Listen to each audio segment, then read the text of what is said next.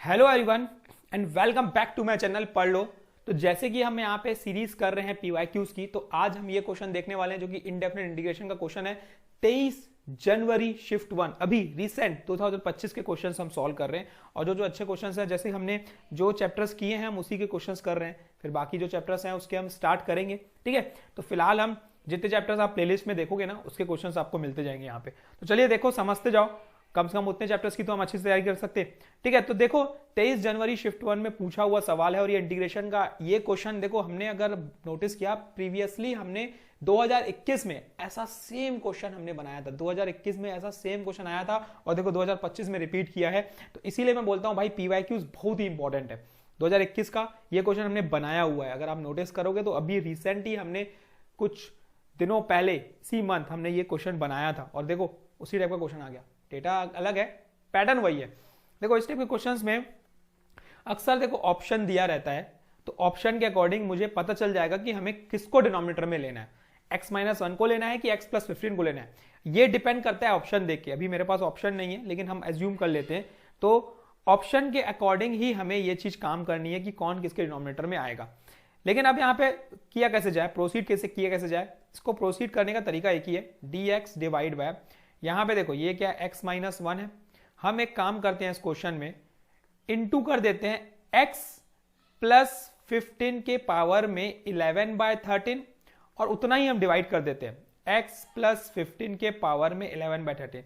ये करने का मकसद ये क्योंकि पावर सेम करना था और मैं ये x+15 एक एक्सप्रेशन लाना था। अब साथ में मल्टीप्लाई में जो है उसको लिख लो भाई, x+15, यहां पे 15 है, x+15 के पावर में 15/13।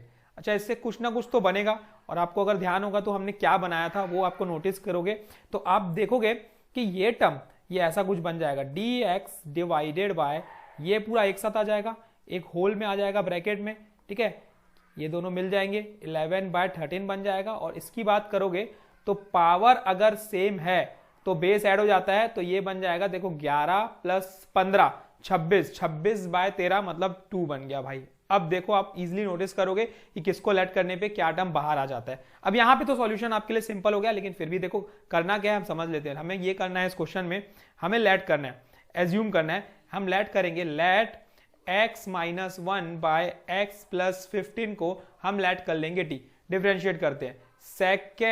सेकेंड डिफरेंशिएशन ऑफ फर्स्ट 1 हो जाएगा, minus first differentiation of second 1 हो जाएगा, डिवाइड बाय x+15 का whole square dx equal to dt। तो यहां से देखो ये x कैंसिल हो जाएगा, तो ये बन जाएगा 16 डिवाइडेड बाय x+15 का whole square dx equal to dt। अब देखो क्या बाहर निकलेगा, आपको समझ में आ गया, dx बाय x+15 का होल स्क्वायर।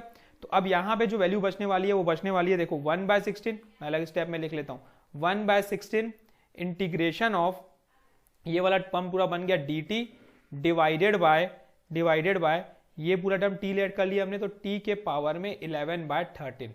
बस अब इसको इंटीग्रेट करना आसान है क्या, बिल्कुल आसान है। क्या हो जाएगा ये, t के पावर में -11/13 + 1 डिवाइडेड बाय -11/13 + 1, ठीक है, प्लस c। अब इसके बाद 1/16 इंटू ये बन जाएगा देखो 13 ऊपर 2 नीचे, 13 ऊपर 2 नीचे, और ये t के पावर में अगेन ये बन जाएगा मेरा कितना 2/3, ठीक है, प्लस c। और t की जो वैल्यू पुट कर देते तो 13/32, t की वैल्यू क्या है, t की वैल्यू हमने ली है x-1 bye x+15, x-1 bye x+15 के पावर में 2/3 प्लस c।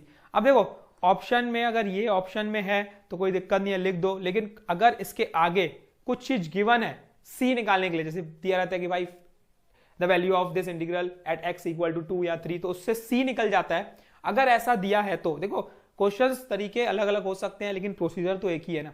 ठीक है, तो डेटा तो कुछ भी हो सकता है, डेटा पे हमें नहीं जाना है, हमें डेटा पे नहीं जाना है, हमें क्या है, सॉल्यूशन पे जाना है कि किस तरीके से बनेगा। तो देखो ये मोस्ट रिपीटेड क्वेश्चन है इंटीग्रेशन का, समझो बात को और बनाते जाओ। अब यहां पे अगर देखो अकॉर्डिंग टू ऑप्शन अगर c की वैल्यू निकालने बोलता तो कुछ ना कुछ डेटा गिवन होता यहाँ पे, तो यहाँ पे कुछ ना कुछ ऐसा गिवन होता जिसमें c निकले, फिर हम इसमें पुट करते, फिर हमारा ऑप्शन आ जाता।